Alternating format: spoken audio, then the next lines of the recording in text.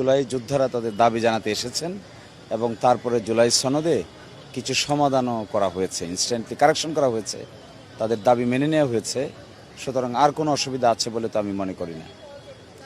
আমি একটু আগে দেখলাম জনাব আলী রিয়াজ সাহেব বলেছেন যে তারা যে 3টা দাবি উপস্থাপন করেছেন সেই আলোকে সনদে তাদের দাবি মেনে সংশোধনীগুলি নিয়ে আসা হয়েছে এবং ফাইনাল যে ভার্সন দিবেন সেখানে এগুলো সহই দেওয়া হবে। স্বাক্ষর সম্পন্ন হয়েছে। এখন জুলাই জাতীয় সনদ 2025-এ স্বাক্ষর করছেন জাতীয় ঐক্যমত্য কমিশনের মাননীয় সভাপতি প্রফেসর ডক্টর মোহাম্মদ ইউনূস। আজকে শেষ নয়, এখনও সংশোধনের সুযোগ রয়েছে এবং আজকের পর আরও রাজনৈতিক দল এখানে স্বাক্ষর করার সুযোগ তো রয়ে যাচ্ছে, কিন্তু তারা একবারেই স্বাক্ষর করবেন না এই কথা বলেননি। আর সেকেন্ড বলেছেন যে ঐকমত্য কমিশন বলেছে যে পরবর্তীতেও স্বাক্ষরের সুযোগ থাকবে।